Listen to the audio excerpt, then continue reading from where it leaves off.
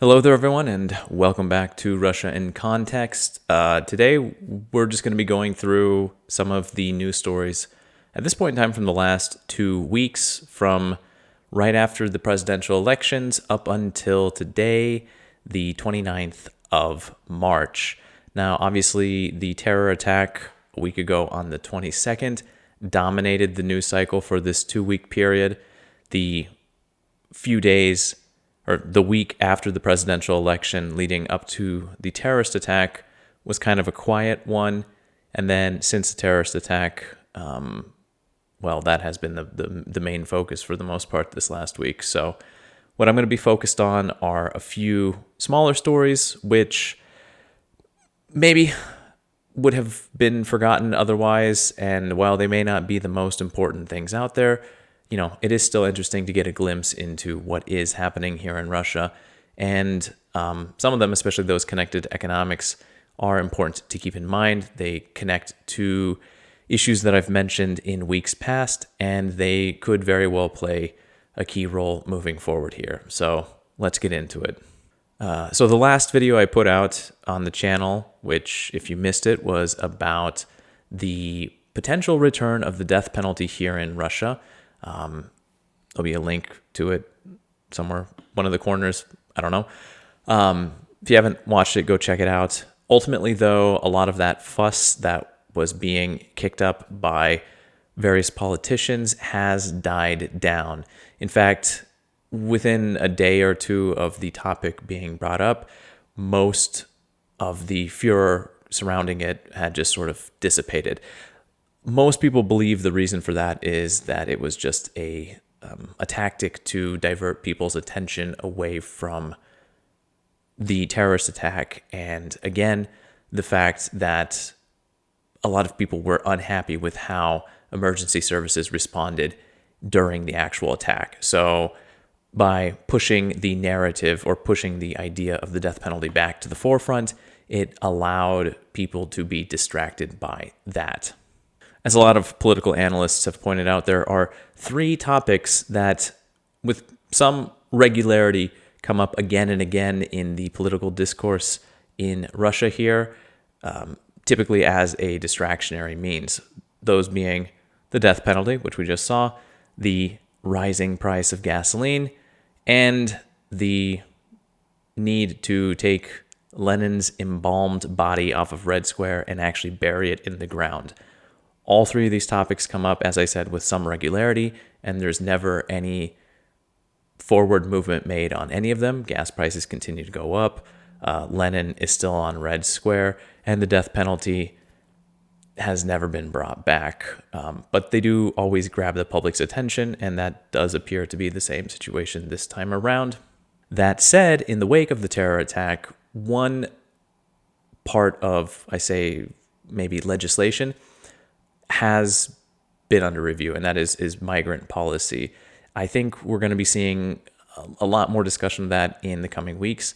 What I will say is over the last year, even more, there has been more and more discussion about migrant workers here in Russia. I don't have the statistics in front of me right now, but I can say that Russia does have one of the largest migrant worker populations in the world. Obviously, based on population levels, it might not be as population percentages, it might not be as high as places like, say, Saudi Arabia or other Arab states there in the Gulf.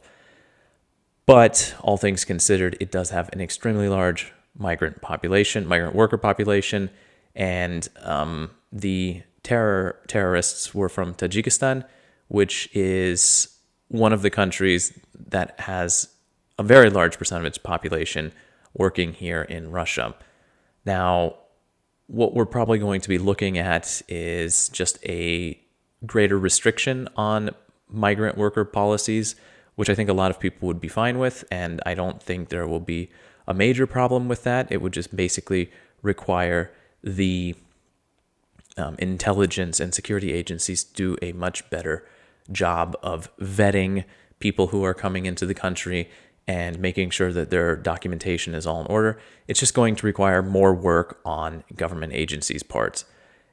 That said, they can't fully restrict the migrant workers coming in simply because, as we've seen time and again, when it comes to economic reports, there is I'm not going to say severe, but there's a very noticeable lack of workers in Russia right now.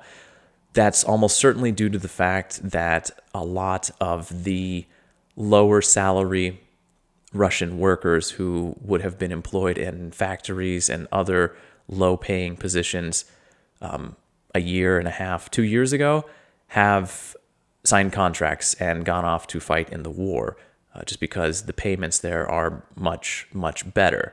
So with that being the case, migrant workers have come in and started to fill some of those positions, to be sure, but mostly they are working in the construction industry, things connected to deliveries, and then obviously, as you see in a lot of countries with migrant workers, things connected to like cleaning and just the general low-paying jobs that most natural citizens don't want to deal with.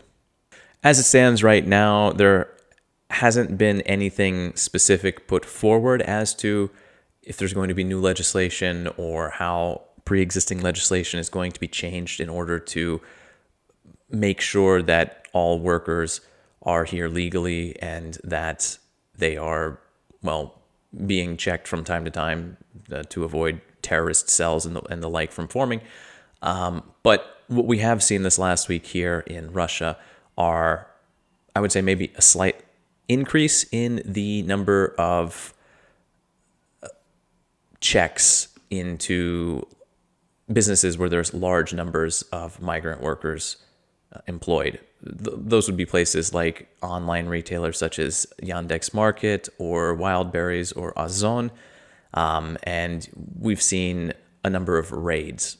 So that's going to be continuing, I would assume, for the next few weeks. Although, again, it's not totally inconceivable that within another 2 or 3 weeks, the situation largely calms down and things go back to normal, more or less.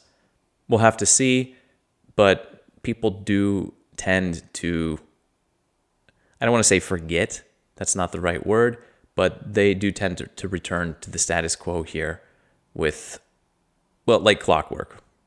So before the terrorist attack happened, the big news story or the ongoing news story was connected to Belgorod, which is near the Ukrainian border, and how over the last week, especially, obviously it's been happening for a while now, but starting, well, at this point in time, 2 weeks ago, the number of drone and rocket attacks has increased substantially to the point where every single day, multiple times a day, air sirens are going off and people are, it's basically becoming more and more of a war zone to the point where 9,000 children from Belgorod have been evacuated and sent off to other areas around Russia for them to finish out the school year.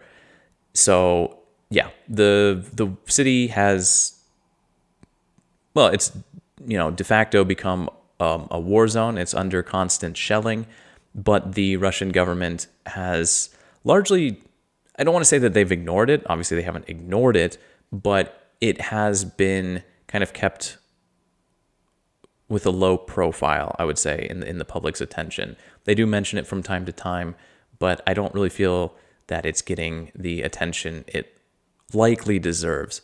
We've seen a number of situations where not Ukrainian forces necessarily, but there is an organization known as the RDK, which is the Russian Volunteer Corps. Here in Russia, it is a terrorist or extremist organization. It is outlawed, obviously. Anyway, the RDK made a number of raids into Russian territory from Ukrainian territory, even sort of taking control of territory for some periods of time. And so there's been actual fighting happening on Russian soil. Anyway, it's ongoing. Even just today, I saw 2 or maybe 3 news stories connected to rocket danger and things of the nature. and I think probably now something like 1,000 buildings have been damaged. People are being killed. However, the week preceding the terrorist attacks, the Russian military definitely struck back at Ukraine. It did a lot of damage to Ukrainian energy infrastructure and most notably hydroelectric stations, the highest profile of which was the Dneprovskaya hydroelectric station. It's a massive one, and it got hit on both sections of it. Both sections of them were of the hydroelectric station were rather seriously damaged, and the Ukrainian energy infrastructure right now is, as far as I understand, quite seriously hurting. But speaking of energy infrastructure and attacks on it, we can kind of come back around to Ukrainian drone strikes on oil refineries here in Russia.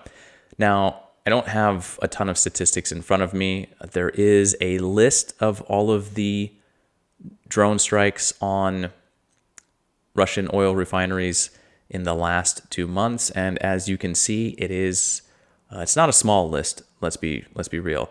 It's gotten to the point where oil refineries have started investing in air defense systems. It's gotten to that point where they're no longer relying on government air systems or air defense systems to protect the refineries. They're buying their own. And the damage that's being done to Russia's petroleum factories has gotten to the point where Russia is needing to buy gasoline from Belarus, just because the total output which these refineries and processing plants are able to produce is no longer at the level where it needs to be. So I mentioned earlier how, they talk about the death penalty, Lenin, and gasoline prices. It is maybe not too wild to predict that in the near future, the gasoline prices are going to come back and be the main topic of discussion here again. Now, this last part is speculation that I have seen from, I believe, 2 or maybe 3 other experts on Telegram, but it's connected to the oil situation as well. Mainly with the refineries here in Russia under attack and not able to process as much as they did in the past. Now Russia's needing to figure out what to do with this oil that they would normally be processing, but is currently just, I guess, sitting there. And what it looks like is going to be happening is Russia is going to be shipping it using its like shadow fleet or whatever it's called in English, shipping it to other countries and selling it for cheap in order just to get it out of Russia and onto the market to make some sort of money off of it. However, this may end up becoming a problem if it runs afoul of OPEC, right? OPEC is trying to make all the countries keep their exports at a certain level, but if Russia starts exporting additional amounts of oil due to its inability to process it within its own country, then there could be some friction with other OPEC countries. There's also the issue of greater oversight on these shadow fleets from the West and their desire to see that the price cap is maintained. I do remember seeing something this last week about how the United States was looking to step up its pressure on the shadow fleet and also to maybe even lower the price ceiling for Russian oil exported abroad. So these are some factors. We'll have to see how it plays out ultimately, but in the coming months, especially as the sowing season and the travel seasons begin to pick up here in Russia, if these drone strikes continue, if these problems continue, then we might start to see some greater strain on the Russian economy and potentially even with their sort of economic oil partners abroad. Another bit of economics that's maybe not really a surprise or really not a big thing at all, but I feel is worth mentioning.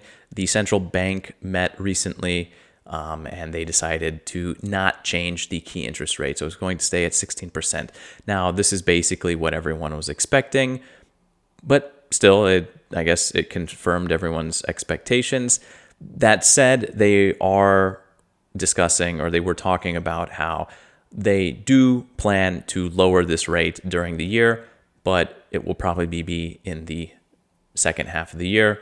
That said, this plan for them to lower the key interest rate does depend on the sort of continued social and economic stability in Russia. And let's be real, in just the last 2 years alone, that's maybe not something that you would really bet money on. We can hope that it will happen. For those of us here in Russia, we do hope that those key interest rates come down, but I'll believe it when I see it ultimately. So this is an odd story, but I feel, again, it's worth mentioning. Thanks to statistics released by the Pension and Social Insurance Fund, in 2023, we saw that the number of men with physical disabilities increased by about 30%, specifically men aged 31 to 59. But yeah, by 30% it was an increase from 1.67 million to 2.17 million, right? So about 500,000 men. Now, this increase is almost certainly due to the war. Obviously, I'm not going to say that all of them were handicapped in the conflict, but I don't think it's a stretch of the imagination to assume that while there is an active war zone going on, and while tens of thousands, if not hundreds of thousands of men have been mobilized or volunteered or signed contracts to go off and fight, again, it's not wild to imagine that, hundreds of thousands of them might have received some form of injury, which would qualify them for disability fee or disability payments. Obviously, this is just a statistic, so we can read as much into it or as little into it as we want, but given the context and the time in which it is being released, it's a safe bet that it gives us a picture that the official Russian statistics are not given us. This news story is not a fun one, but on the 19th of March in the Amurskaya Oblast, 13 miners were trapped underground when a tunnel collapsed. The company that they worked for then spent the next 5 days drilling, trying to get like an air shaft or something open to them. The state emergency services joined in after a day or two to help the situation, but it took them 5 days to drill down to the chamber where the workers were supposed to be, and when they did break through into that chamber, it was flooded. So all of the miners were killed. The reason I bring this up, though, is it's not a solitary incident. Over the last, realistically 2 weeks, if I'm just looking at the last 2 weeks, I can think of at least three, counting this one, at least three incidents involving mines and either collapses or mines being shut down, or specifically shafts of mines being shut down due to issues of safety not being observed. Don't really know why this is happening all right now, but it did jump out to me as kind of odd. I don't really pay attention to the mining space in any other country, so maybe this is normal. Maybe this sort of exploitative labor and loosey-goosey approach to safety protocols is standard pretty much everywhere in the world. Maybe it's not. If you out there watching this have some greater insight into that than I, please let me know. But I just felt like sharing that here because, first of all, the miners getting lost up until the terrorist attack last week probably was the biggest tragedy, and it actually did have a decent amount of attention. But since then, it has been forgotten. Anyway, hopefully these incidences do not continue, but I had to point it out regardless. So we'll end this video with, I guess, kind of two more we'll say positive stories. The first one involves flags. And basically, starting next year, according to a new law that was passed, schools and universities and institutes are going to be required to have a Russian flag flying. Now, I know a lot of people are not big fans of flags and things connected to that sort of overtly patriotic or maybe even nationalistic symbolism. But as an American growing up, right, and anywhere you go in the States today, you see American flags everywhere. When I first moved to Russia all those years ago, I was honestly confused as to where the flags were. There were no bumper stickers on any of the cars. There were no flags out in front of any buildings. I really did not understand how that could be the case. I just assumed, coming from America, that flags were something that people flew everywhere. Evidently, that's not the case, especially here in Russia. But starting September of 2024, that will definitely be changing for educational institutes. Now, again, like I said, if you feel positively or negatively about that, that's kind of your own thing.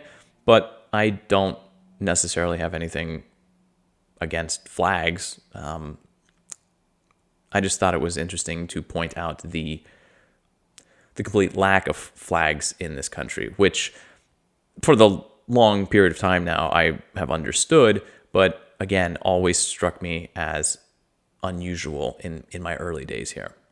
And the final bit involves the Olympics, and basically that a number of Russian and Belarusian athletes have been given the green light to go ahead and compete in the Olympics in Paris this summer. That kicked up a round of discussion online as well. Ultimately, though, the government has said that if an athlete chooses to go, that is their decision.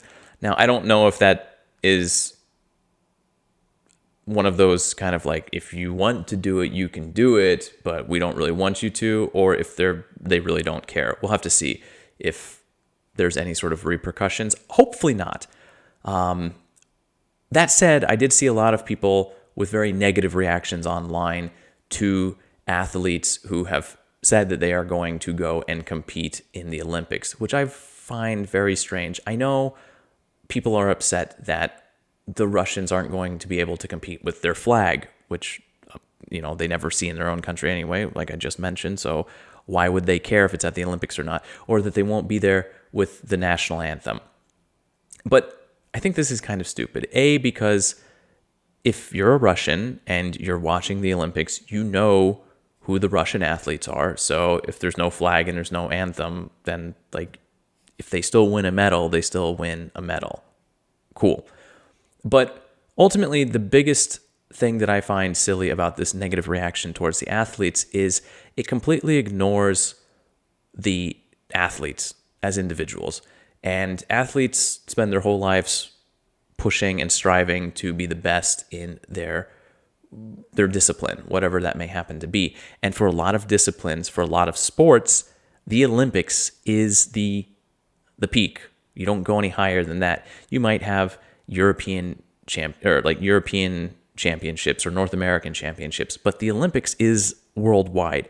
So for a lot of sports, especially Olympic sports, you don't go any higher than that. That is almost certainly going to be the peak of your career. If you go to the Olympics multiple times, then you have multiple shots. But what I'm getting at is the fact that these are people who have been working for a very long time, and they might be very proud of their country, and they might be a bit saddened by the fact that they're not able to have a flag or the national anthem if they win the medal. But ultimately, they are still out there to prove to themselves and the world that they as individuals are good athletes. And this nationalist sentiment that I've seen of that they shouldn't go do it, and it's silly that they would want to go do it without these superficial markings of nationality is just, it's honestly a little bit petty. So I'm glad that some of the athletes have been given the go-ahead. I'm sure there are people who are going to, disagree and say that all Russian athletes should be allowed to go and that it's all politically motivated and blah, blah, blah. That's fine, okay? I don't care. You want to launch into that, that's a whole discussion that I'm not going to have here. All I'm talking about is the fact that it's good that they have the option to go. I hope they take advantage of it because as athletes, they should care about their results, not necessarily the nation that they are representing. One last point about that is the fact that a lot of Russian athletes got other nationalities. They traveled to other countries. They applied for passports in other countries so that they could compete in the Olympics.